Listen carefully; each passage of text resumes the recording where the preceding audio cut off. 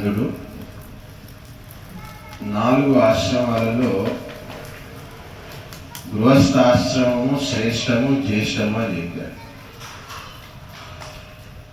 గృహస్థుని ఎంతగా ప్రశంసిస్తే అంత గొప్పది, అంత గొప్ప విషయం అన్నారు. గృహస్థుని ఎంత నిందిస్తే అంత పాపం అని కూడా చెప్పారు. గృహస్థుడు సమస్త వ్యవహార ధురంధరులు కావాలని, అంటే అన్ని వ్యవహారాల్లో ఆరితేరిన వ్యక్తి గృహస్థుడు అని చెప్పాడు మహర్షి దయానంద. ఎందుకంటే సమస్త సంసారం అంతా కూడా గృహస్థుని యొక్క వ్యవహారం మీదనే ఆధారపడి ఉందండి. గృహస్థులందరూ కూడా ధార్మికులు, ధర్మాత్ములు, ఉత్తములు, సత్యవంతులు, ధర్మాత్ములు అవుతే సమాజం అంతా కూడా ధర్మం అనేటువంటిది విస్తరిస్తుంది అని చెప్పారు. గృహస్థులంతా కూడా భోగ లాలసులు అవుతే సమాజంలో కూడా అంతటా కూడా భోగము, అనైతికము, అరాచకము ఇదంతా కూడా ఉంటుందని చెప్పారు. కాబట్టి సమాజంలో మార్పుకు, సమాజంలో సామరస్యతకు, సమాజంలో ఉన్నటువంటి సంతోషానికి, దుఃఖానికి అన్నిటికీ కూడా గృహస్థుని యొక్క వ్యవహారాలే కారణము అని చెప్పారు. అందుకే గృహస్థుని ధర్మము, అర్థము, కామము, మోక్షము ఈ చతుర్విధ పురుషార్థాలు సిద్ధించేటువంటి మార్గములో నడవండి అని చెప్పారు. మరి ఆ చతుర్విధ పురుషార్థాలు మనకు దేని ద్వారా లభిస్తాయంటే వేదాన్ని చదివి, వేదము విని, వేదవీతమైనటువంటి జీవితము గడిపి, వేదవీతమైనటువంటి కర్మలు చేసినప్పుడు మనకు ఈ 4 రకాల ధర్మము, అర్థము, కామము, మోక్షము ఇవన్నీ కూడా లభిస్తాయని చెప్పారు. కాబట్టి ధర్మముతో కూడుకున్నటువంటి సంపదలు కావాలంట గృహస్థుని. ధర్మార్జితము, న్యాయార్జితమైనటువంటి సంపదల వల్లనే గృహస్థునిలో ధర్మం పట్ల విశ్వాసం కలుగుతుంది, ధైర్యం లభిస్తుంది, శక్తి కలుగుతుంది, యుక్తి కలుగుతుంది, సాహసం చేసేటువంటి గుణాలు, ఇవన్నీ దైవీ గుణాలని చెప్పారు. ఇలాంటి దైవీ గుణాలు ఆసురీ సంపదల వల్ల రావు. ధార్మికమైనటువంటి జీవితము గడిపి, ధార్మికమైనటువంటి కార్యక్రమాలు చేసి సంపాదించినటువంటి ధనం ద్వారా గృహస్థునికి ఈ యొక్క ధైర్యం అనేటువంటిది వస్తుంది అని చెప్పారు. ధైర్యవంతుడే ధర్మ మార్గములో ముందుకెళ్తాడంట. ధైర్యం ఉన్నటువంటి వ్యక్తే ధర్మాన్ని నమ్ముతాడు. ధైర్యం ఉన్నటువంటి వ్యక్తే ధార్మికమైనటువంటి కార్యక్రమాలు చేయగలుగుతాడు. ధైర్యము, ఓపిక, సహనం ఉన్నటువంటి వ్యక్తే వేద శాస్త్రాలను విని తదనుగుణంగా నడుచుకోగలుగుతాడు. ఈ యొక్క వేద శాస్త్రాల ఫలితాలు అనేటువంటివి ఈరోజు చేశాము, రేపు వచ్చేటువంటివి కావు. ఏదో పంట వేసాము, 3 నెలలకు కాపు వస్తుంది, పంట వస్తుంది, అది వస్తుంది. కానీ ఈ యొక్క ధార్మికమైనటువంటి క్రియలు ఏవైతే ఉన్నాయో, యజ్ఞము కావచ్చు, దానము కావచ్చు, తపస్సు కావచ్చు, ఇంద్రియ నిగ్రహం కావచ్చు, సత్యాచరణ కావచ్చు, ధర్మాచరణ కావచ్చు, దానము కావచ్చు, ఇలాంటి దైవీ కర్మల యొక్క ఫలితాలన్నీ కూడా కనిపించవు అని చెప్పారు. అందుకే దాన్ని అదృష్టము అని చెప్తున్నాం. కనిపించేటువంటివి కావు ఇవేవి కూడా, కనిపించకుండా శాసించేటువంటివి.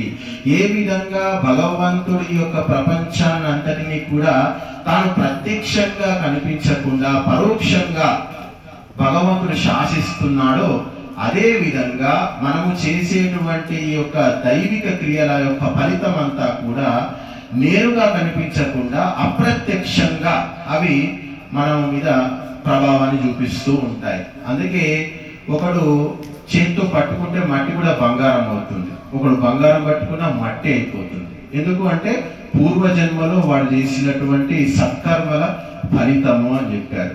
ఒకడు దరిద్రుని ఇంట్లో పుడుతున్నాడు, ఒకడు ధనవంతుని ఇంట్లో పుడుతున్నాడు, ఒకడు రాజకీయ నాయకుని ఇంట్లో పుడుతున్నాడు, ఒకడు అత్యంత నిరుపేద ఇంట్లో కూటికి గతి లేనటువంటి గృహంలో వాడు జన్మిస్తూ ఉన్నాడు.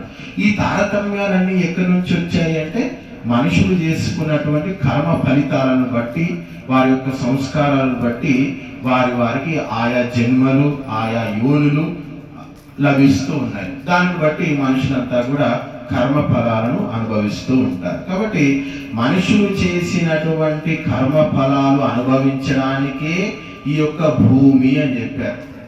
రకరకాల వ్యక్తులు, కొందరు కష్టపడుతుంటారు, కొందరు సుఖపడుతుంటారు, కొందరు బాధపడుతుంటారు, కొందరు జీవితంలో రకరకాల భయంకరమైనటువంటి దుఃఖాలను కూడా అనుభవిస్తూ ఉంటారు. ఇవన్నీ కూడా మనిషి తెలిసో తెలియకో చేసినటువంటి కర్మల యొక్క ఫలితము. అందుకే ధర్మం యొక్క మర్మము అత్యంత సూక్ష్మము అని చెప్పారు. అంటే ఏ కర్మ చెయ్యాలి, ఏ కర్మ చేయకూడదు, ఎవరితో ఎట్లా మెలగాలి, ఇలాంటి విషయాలన్నీ కూడా ఎన్నో చెప్పారు. విదుర నీతి, చాణక్య నీతి అని చెప్పి అలాంటి శాస్త్రంలో చెప్పారు.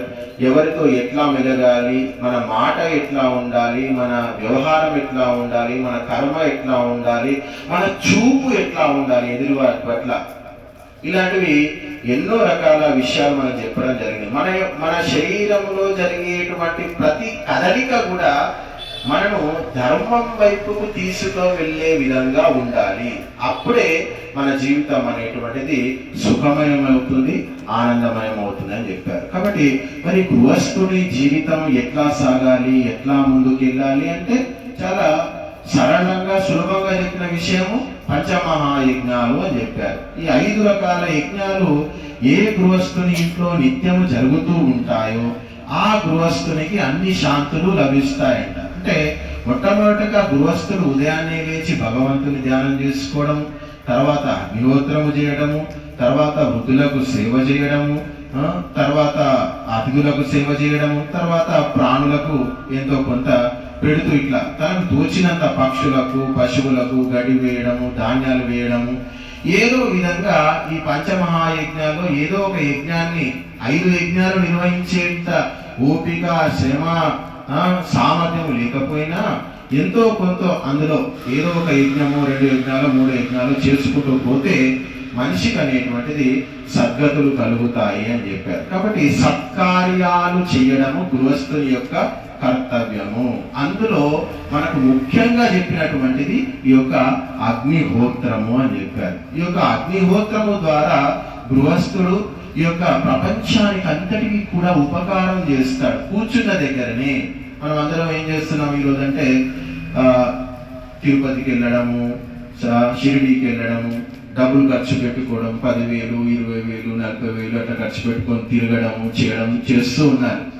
ఎందుకు చేస్తూ ఉన్నారు, ఎందుకు ఇంత యాత్రలు పోతూ ఉన్నారంటే మనుషులు బాగా ఉపకారాలు తిన్న తర్వాత రజోగుణం అనేది పెరుగుతుందంట. రజోగుణం యొక్క లక్షణం ఏమిటంటే చలనము అని చెప్పారు. వాళ్ళు ఒక దగ్గర కూర్చుని దగ్గర ఉండలేరంట, స్థిరంగా ఉండలేరు. మరి భగవంతుని సాక్షాత్కారం చేసుకోవాలంటే స్థిరమైనటువంటి చిత్తము, స్థిరమైనటువంటి ఆసనము కావాలని చెప్తున్నారు. యోగులు తపస్సులంతా కూడా చెట్టు మీద కూర్చున్నాడు, పుట్ట మీద కూర్చున్నాడు, పుట్ట ఏర్పడింది, రాయి మీద కూర్చున్నాడు, ఈ యొక్క గుహలో కూర్చొని ధ్యానం చేశాడు, ఇట్లా చెప్తారు తప్ప ఈ గుడికి వెళ్తాడు, ఆ గుడికి వెళ్ళాడు యోగులు అని చెప్పి మనకు చరిత్రలో ఎక్కడ కూడా చెప్పలేదండి. వాళ్ళు ఒక దగ్గర కూర్చొని స్థిరంగా కూర్చొని భగవంతుని ధ్యానించారు. భగవంతుని యొక్క గుణ కర్మ స్వభావాలను పదే పదే చింతించి భగవంతునిలో లీనమై భగవంతుని యొక్క సాక్షాత్కారం చేసుకున్నారు. అది భగవతత్వాన్ని పొందేటువంటి మార్గం అది అని చెప్పారు. కానీ ఇప్పుడు అందరూ ఏమనుకుంటున్నారంటే ఇక కట్టగట్టుకొని పోవాలి, కట్టగట్టుకొని రావాలి, తిరగాలి, చెయ్యాలి, తినాలి, రకరకాల జ్యూస్ రావాలి, అదే భక్తి, అదే దైవము, దానివల్లనే మోక్షము, దానివల్లనే పుణ్యము అని చెప్పి అందరూ అనుకుంటూ ఉన్నారు. కాబట్టి ప్రపంచంలో ఆధ్యాత్మికతలో ఉన్నంత మూఢత్వము, మూర్ఖత్వము, అజ్ఞానము ఎక్కడ కూడా లేదు. అందుకే ఆధ్యాత్మికం అనేటువంటిది గొప్ప బిజినెస్ అని చెప్పారు. పెట్టుబడి లేనటువంటి బిజినెస్. 4 మాయమాటలు చెప్పుకొని 4 విగ్రహాలు పెట్టుకొని కూర్చుంటే లక్షల కోట్ల రూపాయలు ఇచ్చే వాళ్ళు ఉన్నారు, వచ్చే పరిస్థితి కూడా ఉంది. అందుకే ఏ చదువు రాని వ్యక్తి కూడా వేషాలు వేసుకొని కూర్చొని గురువులాగా చలామణి అవుతున్నారు, అందరి దగ్గర డబ్బులు వసూలు చేస్తున్నారు. కాబట్టి వైదిక ధర్మము, వేద ధర్మం ఏదైతే ఉందో ఏ విషయాన్ని కూడా చూసినట్టుగా గుడ్డిగా నమ్మదు. వేద సిద్ధాంతం ప్రతి సిద్ధాంతాన్ని కూడా తర్కం ద్వారా పరిశీలిస్తుంది. ఒక వ్యక్తి ధర్మాత్ముడు, ధార్మికుడు అంటే వాడికి ఏ లక్షణాలు ఉండాలి, ఒక వ్యక్తి సన్యాసి అంటే అతనికి ఏ లక్షణాలు ఉండాలి, గృహస్థునికి ఏ లక్షణాలు ఉండాలి, బ్రహ్మచారి అంటే ఏ లక్షణాలు ఉండాలి, వాని యొక్క కర్మలు ఏమిటి, ఇలాంటివన్నీ కూడా విశదీకరించి వివరించి మనకు తేటతెల్లం చేస్తుంది మన శాస్త్రాలు. అదే విధంగా భగవత్ తత్వం అంటే ఏమిటి, భగవంతుడు అంటే ఎవరు, భగవంతుడి లక్షణాలు ఏమిటి, భగవంతుడు పొందేటువంటి మార్గం ఏమిటి, ఇలాంటి విషయాలన్నీ కూడా మనకు శాస్త్రంలో స్పష్టంగా సునిశ్చితంగా సూక్ష్మంగా విశదీకరించి చెప్పారు. కానీ ఆ విషయాలు తెలుసుకునేంత ఓపిక కానీ వినేంత సమయము కానీ మన భారతీయుల్లో లేకుండా పోయింది. భారతీయులు ఎక్కడ ఆగిపోయారంటే పొట్ట నింపుకోవడం దగ్గరే ఆగిపోయారు. అంతే, ఏం చేసుకుంటే పూట గడుస్తుంది, ఏం చేసుకుంటే పొట్ట నిండుతుంది, అంతే, అంతవరకు మన ఆలోచనలు ఆగిపోయాయి. కానీ పాశ్చాత్యుల ఆలోచనలు ఎట్లా ప్రపంచాన్ని శాసిద్దాము, ఎట్లా దేశాలను గుప్పిట్లో పడదాము, ఎట్లా దేశాలను ఆక్రమిద్దాము, ఎట్లా ప్రపంచాన్ని అంతా తన గుప్పిట్లో పెట్టుకుందాము అని చెప్పి వాళ్ళు ఆలోచిస్తున్నారు. అందుకే మన దేశంలో ఐఐటిలో చదవని, ఎన్ఐటీలో చదవని, ఇంజనీరింగ్ కాలేజ్ ఎక్కడ చదవని వాడు ఆఖరికి వెళ్ళి ఇంగ్లీష్ కిందే పని చెయ్యాలి. అంతకుమించి వానికి జీవితం అనేటువంటిది లేదు. అదే వాని జీవితం యొక్క పరమార్థము. ఎందుకంటే మనలో ఉన్నటువంటి యొక్క ఆధ్యాత్మికత నశించిపోయింది, గురుత్వం అనేటువంటిది పోయింది, భగవతత్వం అనేటువంటిది పోయింది. ఆ భగవతత్వం దగ్గర వేరేటువంటి విషయాలు, వేరేటువంటి దేవతలు, విగ్రహాలు అన్నీ కూడా వచ్చి కూర్చున్నాయి. కాబట్టి మన సంతానం అంతా కూడా ఈరోజు డబ్బు కోసము, ఉపాధి కోసము దేశాలు పట్టుకొని పోతూ ఉన్నారు. అందరూ కూడా చెట్టుకొకడు పుట్టకొకడు తయారైపోయారు. అందరూ కూడా ఇంట్లో ఎవడు ఉండట్లేదు. పిల్లల్ని కన్నా కానీ కనని సమానం అయిపోయింది వాళ్ళంతా కూడా. అటు తల్లిదండ్రులకు సేవ చేసే పరిస్థితిలో లేదు, అటు దేశం గురించి ఆలోచించే పరిస్థితులు లేదు, అసలు ఇలాంటి ధర్మకార్యాలు చేసి మన ధర్మాన్ని ముందుకు తీసుకుపోయే పరిస్థితి కూడా లేదు. ఋషులు మునులు ఎందుకు సంతానాన్ని కనుమన్నారు, ఎందుకు పెళ్లి చేసుకోమన్నారు అంటే వేదాన్ని వ్యాప్తి చేయడానికి చేసుకోమన్నారు. ఈ సిద్ధాంతం ఎక్కడ అమలుపరుస్తున్నారంటే ముస్లింలు అమలుపరుస్తున్నారు. ఏం పరుస్తున్నారంటే ఖురాన్ చదవడానికి, ఇస్లాం వ్యాప్తి చేయడానికి సంతానం గాను 5 మందిని గాను 10 మందిని గాను 20 మందిని గాను కానీ ఏం చేస్తావంటే అల్లాహకు అర్పితం చెయ్యి, ఖురాన్ చదివించేసేయి, ప్రపంచమంతా కూడా ఇస్లాంను విస్తరింపజేయి అని చెప్తున్నారు. కానీ అన్నిటికంటే ముందు, అందరికంటే ముందు మనకు వేదంలో ప్రతి మనిషిని కూడా దేవతలాగా మార్చండి, ప్రతి మనిషిని ఆర్యుని చేయండి. ఇది మన వైదిక సిద్ధాంతం యొక్క లక్ష్యం. ప్రతి మనిషిని కూడా వీరునిగా తీర్చిదిద్దు, ప్రతి మనిషిని కదా తేజో పురుషుల్లాగా తీర్చిదిద్దండి అని చెప్పి మనకు వేదశాస్త్రాలు చెబుతూ ఉన్నాయి. అలాంటి సంతానం కావాలంట. ఒక ఇంట్లో సంతానం పుడితే వాడు తల్లిదండ్రులకు సేవ చేయాలి, లేకపోతే ధర్మకార్యాలు చేయాలి, లేకపోతే దేశాన్ని రక్షించాలి, లేకపోతే ప్రపంచమంతా కూడా వేద ధర్మాన్ని వ్యాపింపజేయాలి. ఈ లక్షణాలు వానికి ఉండాలి అంట. అందుకే రాముడు ఏమంటాడంటే, రాముడు లంకకు వెళ్తాడు. లంకకి వెళ్ళిన తర్వాత ఆ యొక్క రావణుని చంపుతారు. చంపేసిన తర్వాత ఆ లంక స్వర్ణమయ లంక అంటారు. ఎందుకంటే అంతా కూడా అంతా బంగారం ఉంటుంది, బంగారమయ అంతా దేదీప్యమానంగా వెలిగిపోతూ ఉంటుంది. లక్ష్మణునికి ఆ యొక్క అదంతా చూసిన తర్వాత ఎంత బాగుంది, ఈ స్వర్ణలంక మనం జయించాం కదా, ఇక్కడ కూడా మనము ఇక్కడే ఉండిపోదాము, మన రాజ్యాన్ని ఇక్కడ విస్తరింపజేస్తాము అని చెప్పి అంటాడు.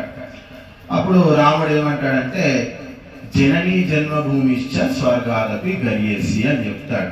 ఈ స్వర్ణమయ లంక ఎంత బంగారంతో కూడుకొని ఉండని ఏదైనా కావచ్చు, కానీ మనం పుట్టింది భారతదేశంలో కాబట్టి, అయోధ్యలో పుట్టాం కాబట్టి మనం అక్కడికే వెళ్ళిపోవాలి, మనం అక్కడే పరిపాలించుకోవాలి, అక్కడే ఉండాలి అని చెప్తారు. మరి అంతటి గొప్ప ఉదాత్తమైనటువంటి ఆలోచనలు రామాయణంలో ఉన్నాయి. కానీ ఈరోజు రామాయణం చదువుతారు, గుడికి వెళ్తారు, రాముడికి దండం పెట్టుకుంటారు, కొబ్బరికాయ కొడతారు, అంతే.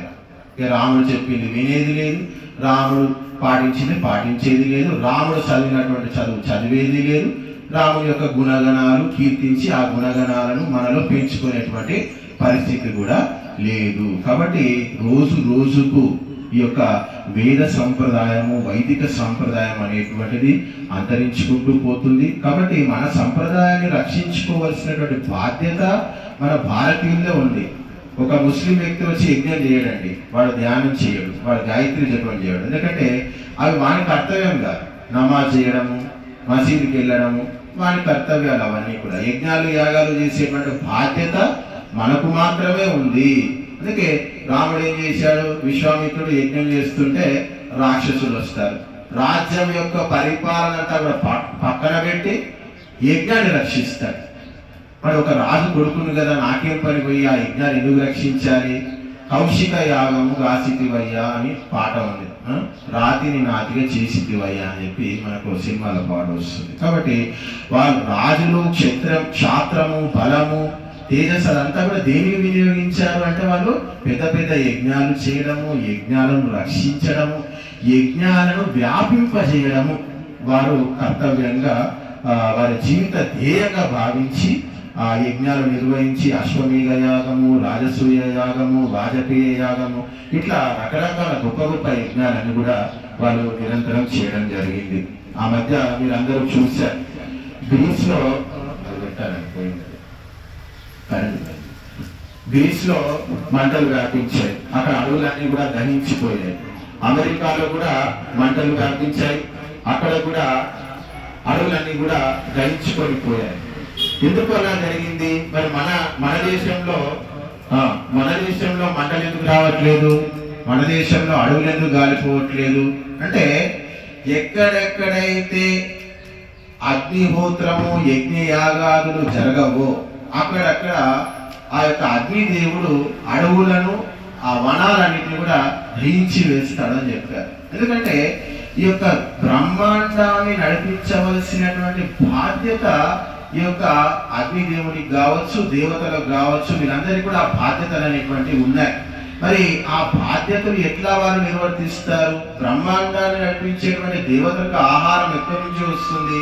వారికి ఆహారం ఎక్కడిది అంటే ఈ యొక్క అగ్నిలో వేసినటువంటి సమస్త పదార్థాలన్నీ కూడా వారు స్వీకరించి ఆ యొక్క దేవతలు, మన చుట్టూ ఉన్నటువంటి దేవతలు పంచభూతాలు అంటున్నాం, ఈ యొక్క గాలి, నీరు, వాయువు, ఆకాశము, అగ్ని, భూమి, ఈ పంచభూతాలన్నిటి యొక్క ఆహారము ఈ యొక్క అగ్నిహోత్రములో వేసేటువంటి సమస్త పదార్థాలు అని చెప్పారు. అందుకే భగవంతుడు ఒక ప్రక్రియను పెట్టాడు. దేవతలారా, మీరు ఈ బ్రహ్మాండాన్ని రక్షించండి, ఈ బ్రహ్మాండాన్ని రక్షించేటువంటి బాధ్యత మీదే, సమస్త ప్రాణులన్నిటినీ కాపాడవలసినటువంటి బాధ్యత మీదే అని అన్నాడు. అప్పుడు ఆ యొక్క దేవతలు అడిగారు, మరి మేము ఏమి తిని ఈ బ్రహ్మాండాన్ని కాపాడాలి? ఎట్లా గాలిని పరిశుద్ధంగా ఉంచాలి? ఎట్లా నీటిని పరిశుద్ధంగా ఉంచాలి? ఎట్లా భూమిని పరిశుద్ధంగా ఉంచాలి? అంటే ఈ యొక్క అగ్నిహోత్రములో వేసినటువంటి ఆహుతులు ఏవైతే ఉన్నాయో అవే మీ యొక్క ఆహారము, వాటిని స్వీకరించి మీరు ఈ యొక్క బ్రహ్మాండాన్ని నడపండి అని చెప్పి చెప్పడం జరిగింది. ఆ విధంగా ఈ యొక్క సమస్త బ్రహ్మాండాన్ని దేవతలు అగ్నిహోత్రములో వేసేటువంటి ఆహుతులను స్వీకరించి దేవతలంతా కూడా మనకు నడిపిస్తూ ఉన్నాయి. కాబట్టి ఈ సత్యాన్ని గ్రహించారు. ఈ యొక్క సూక్ష్మతత్వాన్ని ఋషులు మునులు నిరంతరం కూడా ఆచరించారు. ఋషులు మునులు ఎందుకు బతికారు, ఏం చేశారంటే వారి జీవిత పర్యంతం అంతా కూడా వేద శాస్త్రాల చింతన, అగ్నిహోత్రం యొక్క ఆచరణ, దీనితోటే వారి యొక్క జీవితం అనేటువంటిది గడిచిపోయింది. కాబట్టి శ్రావణ మాసము అంటే వర్ష ఋతువు యొక్క ఆరంభము అని చెప్పారు. మరి ఈ యొక్క వర్ష ఋతువులో వర్షాలు పడుతూ ఉంటాయి. ఇప్పుడంటే పడట్లేదు, ఎల్లినో ఇది అది అని చెప్పి ఏదో ఒకటి చెప్పి వర్షాలు ఆగిపోయాయి. కానీ ఒకప్పుడు మీరందరూ చూశారు, 30 ఏళ్ళ క్రితం నేను కూడా చూశాను, ముసురు వర్షాలు పడేవి. ఇక గొడుగు పెట్టుకొని స్కూల్కి వెళ్ళేది, చిన్న చిన్నగా వర్షాలు పడి ఒక వారం రోజుల దాకా భూమి అంతా కూడా చిత్తడయ్యేంత వర్షము మనకు పడుతూ ఉండేది. అలాంటి వర్షాలు పడేవి. ఇప్పుడు అలాంటి వర్షాలు వస్తే కొట్టుకొని పోవడమే, ఇక లేకపోతే లేదు. అలాంటి పరిస్థితి ఇప్పుడు ఉంది అంతా కూడా. కాబట్టి ఈ వర్షాలు పడుతున్నప్పుడు మరి బయటికి వెళ్ళలేము, రహదారులంతా కూడా నీటితో కూడుకొని ఉంటాయి, అంతా బుధమైన అవుతుంది. మరి ఇలాంటి సమయాన్ని ఎట్లా వినియోగించుకోవాలి అని ఋషులు ఒక పరంపర పెట్టుకున్నారు, ఒక ఆచారం పెట్టుకున్నారు. ఇలాంటి సమయంలో ప్రయాణాలు పెట్టుకోకుండా ఎక్కడి వారు అక్కడే ఉండి ఆ గురువులను, ఋషులను, మునులను పిలిపించుకొని ఆయా ఊర్లలో, ఆయా గ్రామాల్లో, ఆయా గృహాలలో వేదాన్ని స్వాధ్యాయం చేస్తూ అగ్నిహోత్రమైనటువంటి కర్మలు చేసేటువంటి సాంప్రదాయం మన దేశంలో ఉంది. ఆ సాంప్రదాయాన్ని ఇప్పటికి కూడా ఆర్య సమాజంలో ఆ పరంపరగా పాటిస్తూ ఉన్నారు. దీనివల్ల వచ్చే లాభం ఏమిటి అంటే ఈ యొక్క వర్షాకాలంలో వచ్చేటువంటి వ్యాధులన్నీ కూడా నివారించబడతాయి. అగ్నిహోత్రం ద్వారా వేదాల యొక్క స్వాధ్యాయం జరుగుతుంది, మంత్రాల యొక్క పఠనము శ్రవణం కూడా జరుగుతుంది. అందుకే శ్రవణం కాబట్టి శ్రావణ మాసము అని చెప్పారు. అందుకే ఈ యొక్క శ్రావణ మాసము పండుగ ఏదైతే వస్తుందో శ్రావణి పూర్ణిమ, రాఖీ పూర్ణిమ, ఇది బ్రాహ్మణుల పండుగ అని చెప్పారు. ఇప్పటి నుంచే బ్రాహ్మణులు వేదాన్ని చదవడం మొదలు పెడతారు. వేద స్వాధ్యాయము ఉదయం సాయంత్రము చేస్తూ ఈ యొక్క పరంపరను ముందుకు తీసుకుపోతూ ఉంటారు. కాబట్టి మన సాంప్రదాయాలను, మన శాస్త్రాలను ప్రకృతికి అన్వయించి ప్రకృతికి అనుగుణంగా తీర్చిదిద్దారు మన ఋషులు.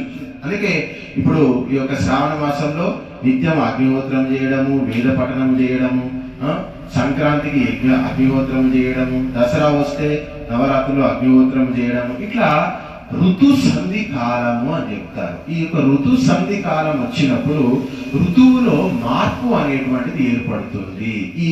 ఈ సంధి కాలంలో అనేక రకమైనటువంటి వ్యాధులు వస్తాయని చెప్పారు. మన శరీరానికి ఈ యొక్క వాతావరణానికి మధ్య సంబంధం ఉంది.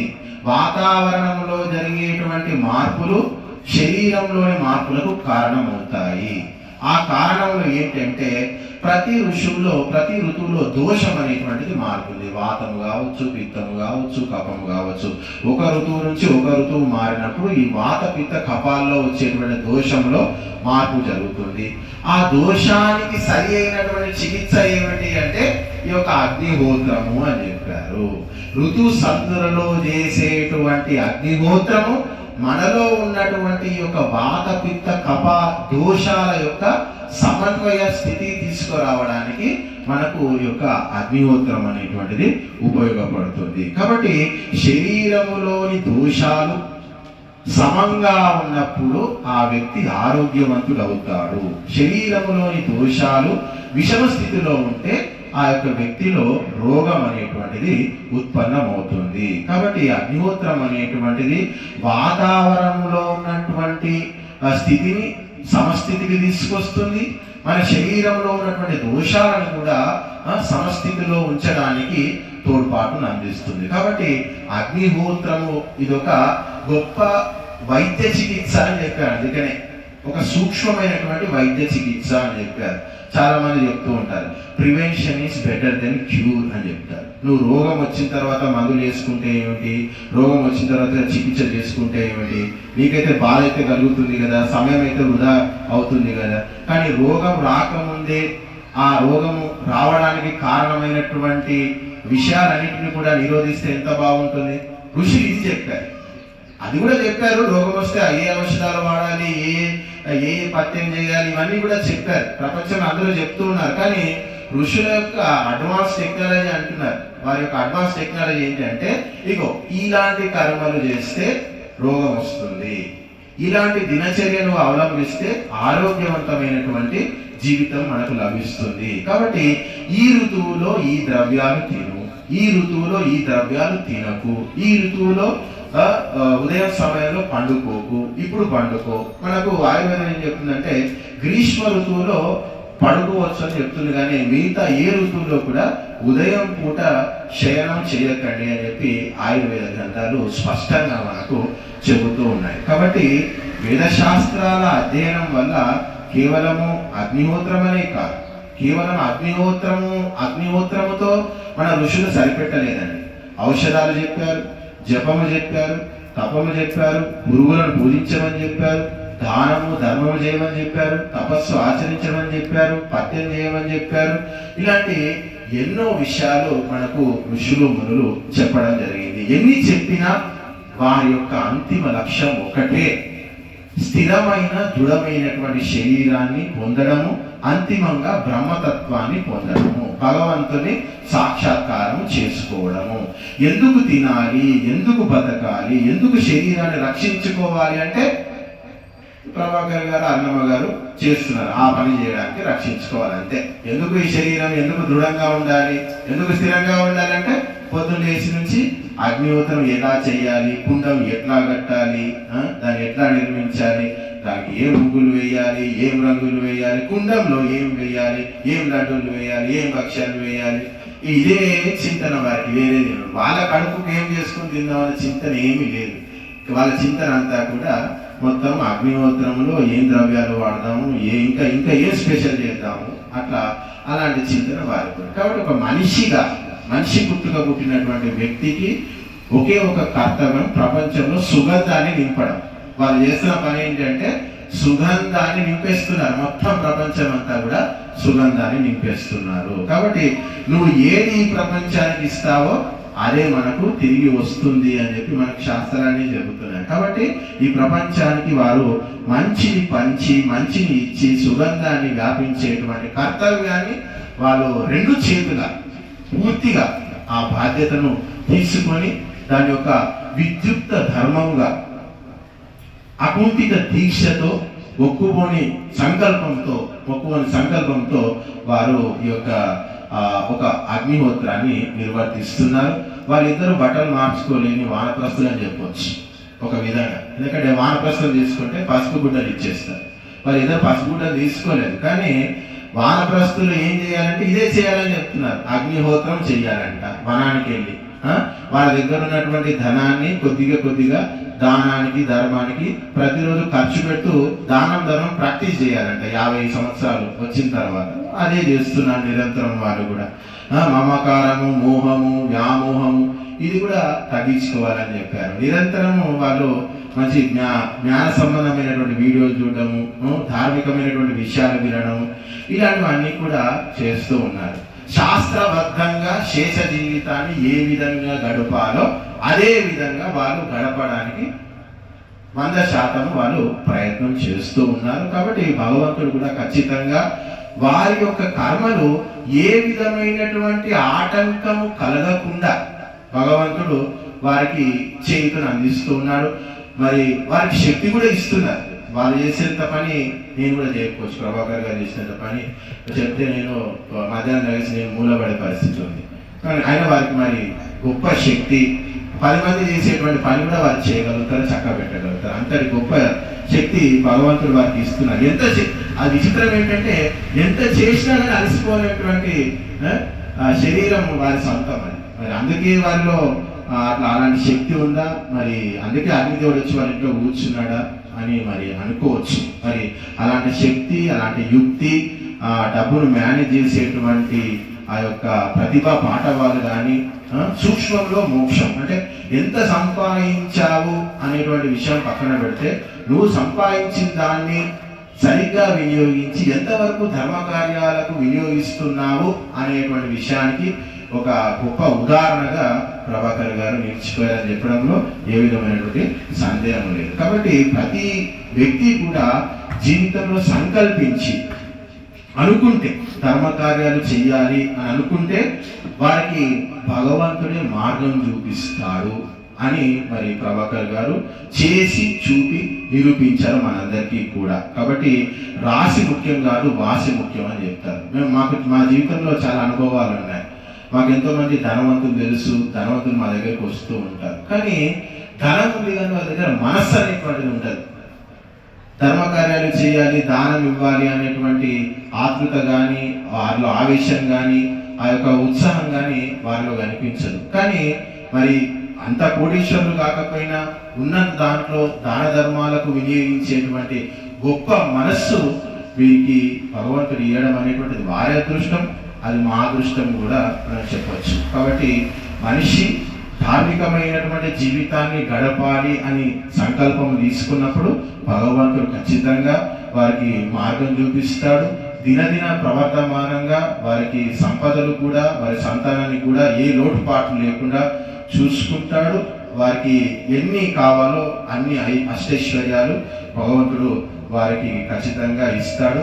ఈ యొక్క అగ్నిహోత్రం యొక్క సంస్కారం అనేటువంటిది జన్మల పరంపర అని చెప్పారు. ఈసారి అగ్నిహోత్రం చేశాము, ఈ జన్మలో ఇంతే అయిపోయిందని చెప్పుకోవడానికి లేదు. చేసినటువంటి ఈ యొక్క పుణ్యకార్యం ఏదైతే ఉందో ఇది ఎన్నో జన్మల వరకు మనం వెంట ఉండి నడిపిస్తూ ఉంటుంది, ప్రేరేపిస్తూ ఉంటుంది అని చెప్పారు. కాబట్టి అలాంటి గొప్ప శక్తి కలిగినటువంటి యొక్క అగ్నిహోత్రాన్ని మనం నిరంతరము మన ముందు పెట్టుకొని నడుస్తూ ఉంటే ఈ యొక్క అగ్ని మనకు ఒక పురోహితునిలాగా పనిచేస్తారు అని చెప్పారు. అగ్నిముయిలే పురోహితం యజ్ఞస్య దేవ మృత్యుజం హోతారం రత్నధాతమం అని చెప్పారు. ఈ అగ్నే పురోహితుడు, సమస్త రత్నాలను మనకు ఇచ్చేటువంటి ధాత ఈ యొక్క అగ్ని అని చెప్పారు. అగ్నిని విస్మరించి, అగ్నిని మరచి, అగ్నిని కాదని చెప్పి మనము రకరకాల పూజలు, రకరకాల కొత్త కొత్త దేవతలు వస్తున్నారు, కొత్త కొత్త దేవుళ్ళు వస్తున్నారు, కొత్త కొత్త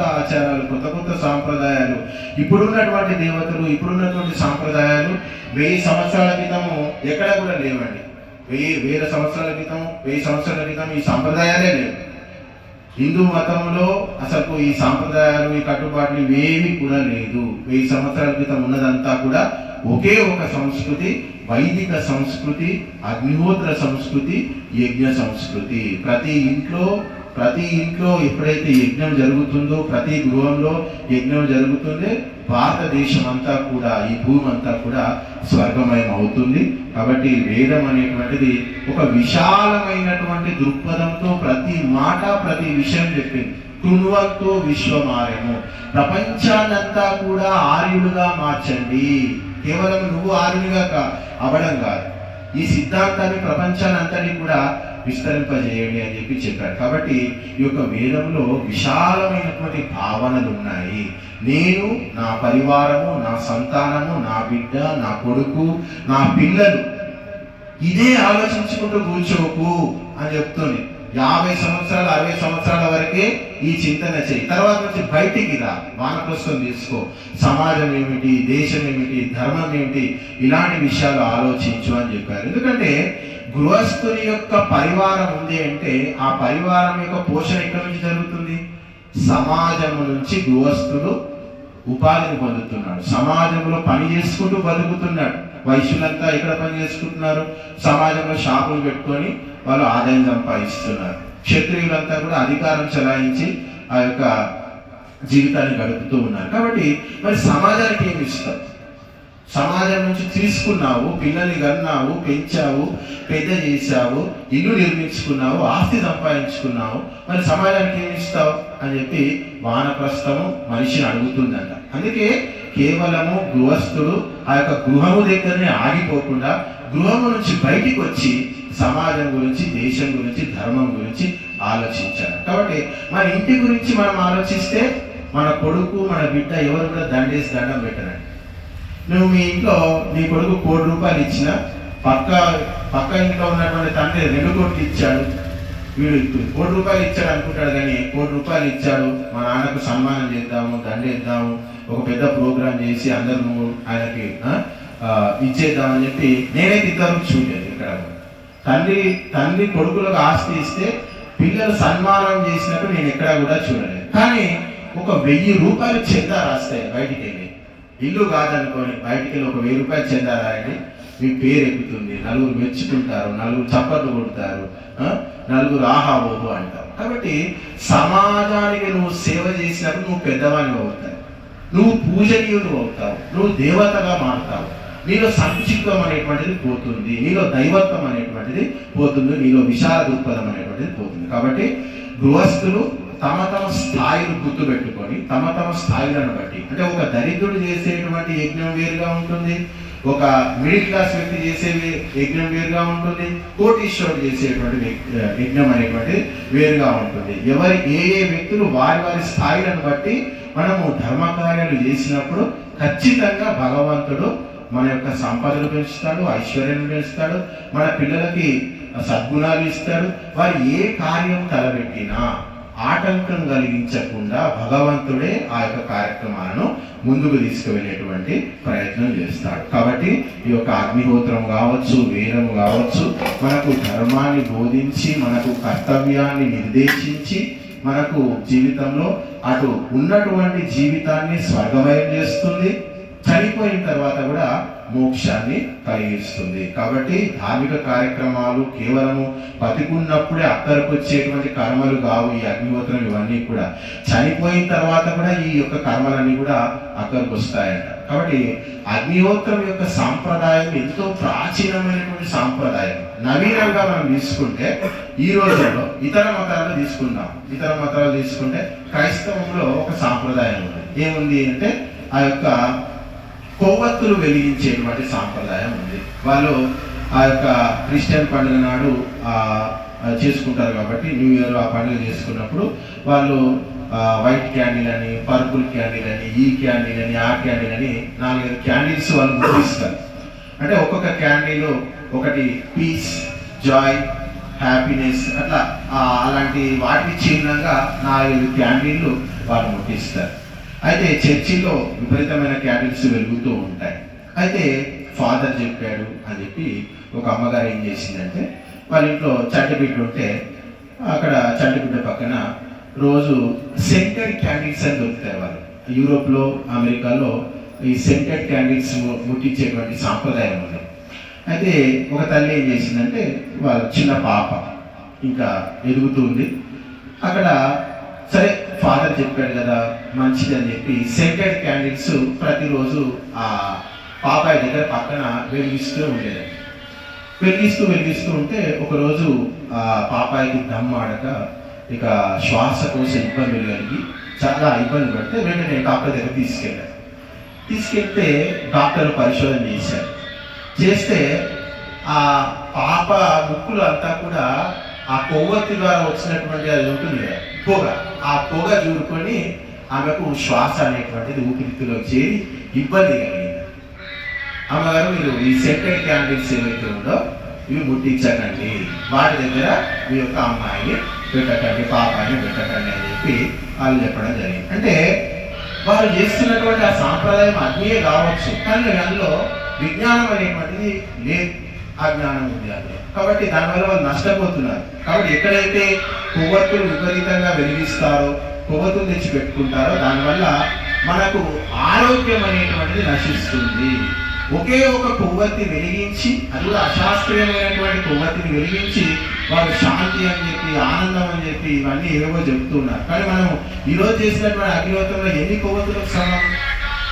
కాబట్టి మనము స్వర్గాన్ని కోరుకుంటున్నాం, మోక్షాన్ని కోరుకుంటున్నాము. కాబట్టి మనకు గొప్ప గొప్ప యజ్ఞ కార్యాలు చేయవలసినటువంటి బాధ్యత మనకుంది. వాళ్ళు కేవలం జీవితం శాంతిగా ఉంటే చాలు, ఆనందంగా ఉంటే చాలు, ఈ జీవితం గడిచిపోతే చాలు అని చెప్పి కొవ్వొత్తులు వెలిగించుకుంటున్నారు. కానీ మనకు స్వర్గం కావాలి, మోక్షం కావాలి, చక్రవర్తి రాజ్యం కావాలి, అలాంటి పెద్ద పెద్ద కోరికలు వేదంలోనే ఉన్నాయి, ఎక్కడ కూడా మనకు కనిపించదు బయట.